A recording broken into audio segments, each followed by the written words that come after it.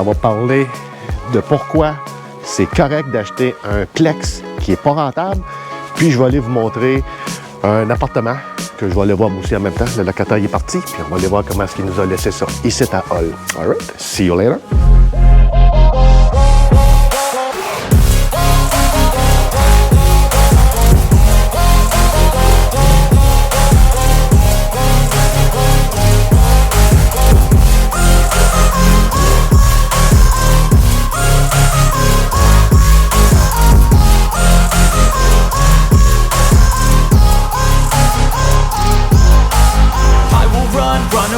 I don't have to plan it. I can go change my fate. You won't understand it. All alone, that's okay. People I can't stand them. They don't want me to change. Keep me where I'm standing.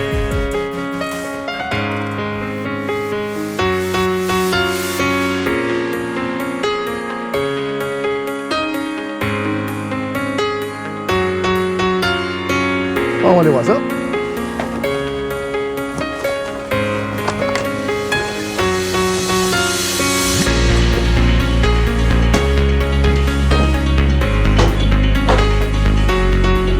Là, je suis sûr qu'il y a personne là.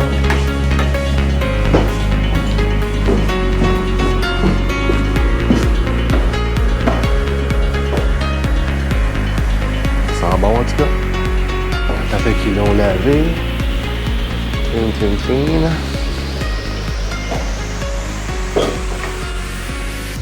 Les fiches là.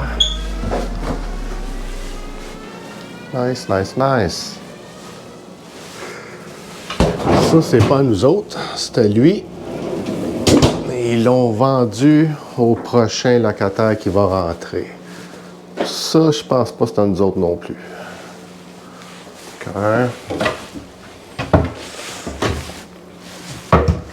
Juste à regarder qu'il n'y a pas rien. Pas de surprise.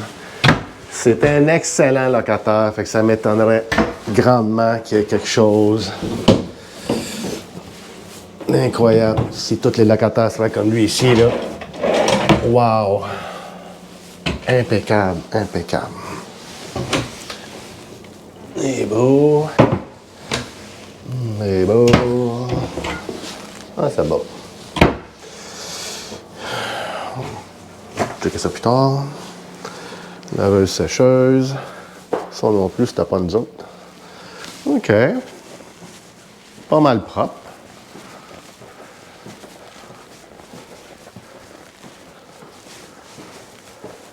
Pas rien ici non plus. C'est ça que ça a de l'air, une caméra.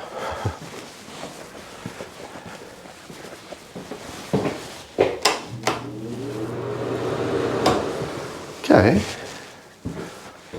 Super beau, ça. Cool.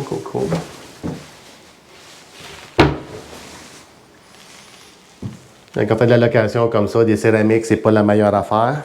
Nous, on l'a acheté comme ça. C'est bien correct. Habituellement, on met des panneaux ici là, pour pas qu'on ait de problème avec les joints. Un petit rubber, c'est correct. Ah, ici, il manque de caulking. Là, ici. Ouais. En tout cas, moi, je fit, là, mais quelqu'un de 6 pieds ne fit pas, c'est ça. Allez. On a tout beau.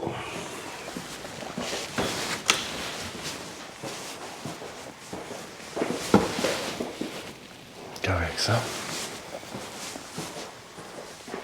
OK. Bon, ben, c'est pas mal bon. L'autre locataire s'en vient ici, reprend dans une semaine, quelque chose comme ça. Fait que tout est bien good, c'est. Bon, ben, je vais vous parler vite fait de ce que je voulais parler tantôt. Des Plex non rentables, mais que les clients vont quand même de l'avant. On va juste mettre la caméra là-dessus. Bon, qu'est-ce que je parlais tantôt, des blocs non rentables, qu'est-ce qu'on fait avec ça? On va-tu de l'avant ou on va pas de l'avant? Souvent, les gens me disent non, Claudio, je ne vais pas aller voir ce bloc-là. Il n'est pas rentable. Là. Je regarde les chiffres, puis mettons qu'il manque à peu près 15, 20, 30, 5, même 100 piastres là, par mois. Les gens, souvent, ils ne veulent pas aller de l'avant parce qu'il manque 100 piastres par mois. T'sais.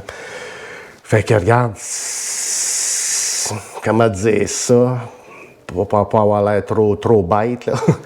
Parce que si on attend d'avoir la perle rare avec les revenus idéaux, dans un secteur idéal, ben aussitôt qu'elle va apparaître sur le marché, cette propriété-là, ben c'est sûr qu'il n'y a pas juste toi qui cherche cette propriété-là. Il y a plein d'autres investisseurs qui cherchent la même affaire. Le easy, là, qu'est-ce qui est facile à faire? Acheter une propriété, bon, c'est déjà rentable, tout est beau, les locataires sont beaux. Ça, c'est des miracles qui arrivent, mais c'est pas comme ça qu'on fait de l'argent. Si tu veux bien le faire, il y a plein d'autres techniques, là, je ne rentrerai pas de ça en détail dans toutes les manières de faire.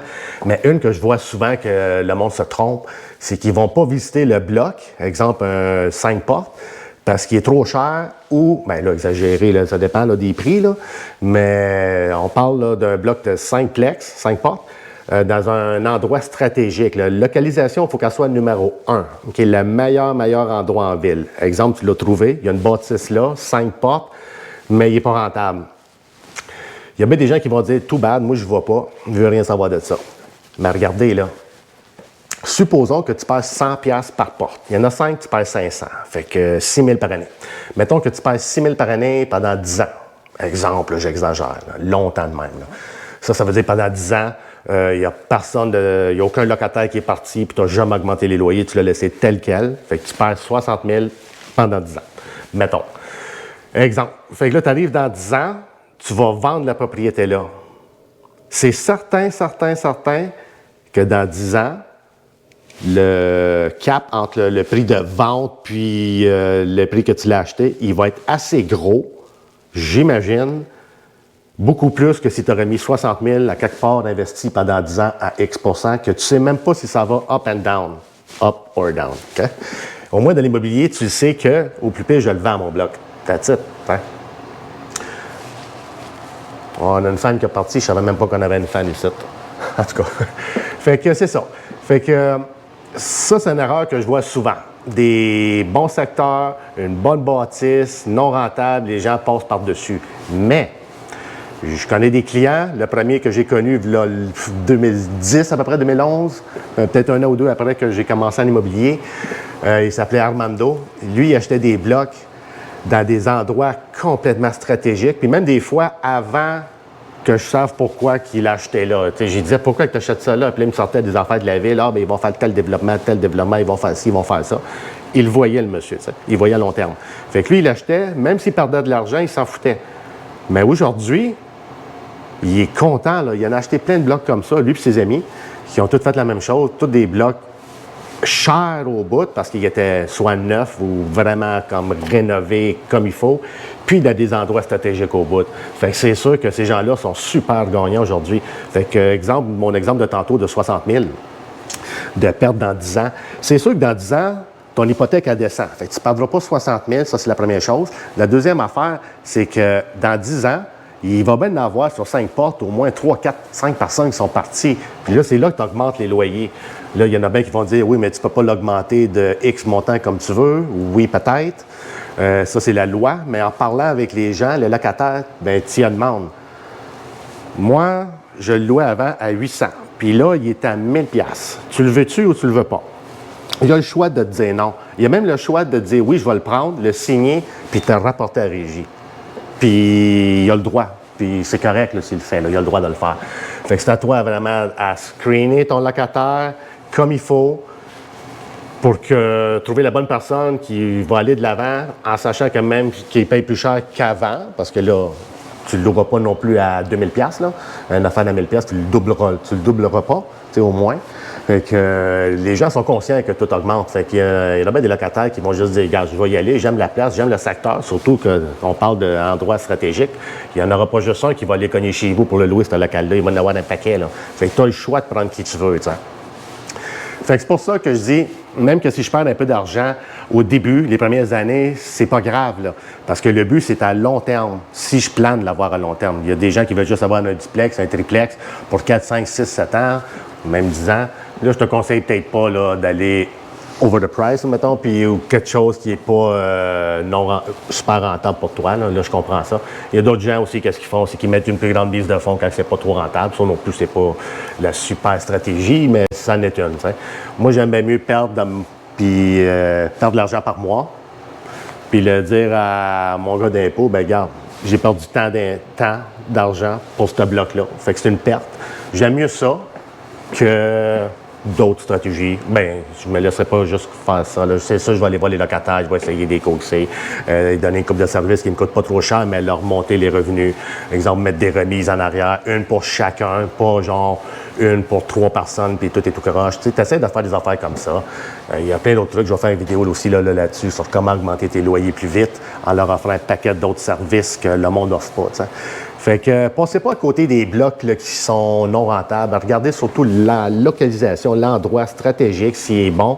Regardez avec la ville s'il y a des nouveaux développements qui s'en viennent alentour. C'est ça qu'il faut regarder en premier. Puis après ça, on regarde les loyers. Puis après ça, on va voir les locataires, puis on parle avec eux. Puis ça, c'est un petit bâton pour faire des vidéos. Au cas que le monde se demande ce que je fais avec un bâton. Fait que c'est pas mal ça que je voulais parler aujourd'hui. Merci, bonsoir, like la vidéo si t'as aimé ça.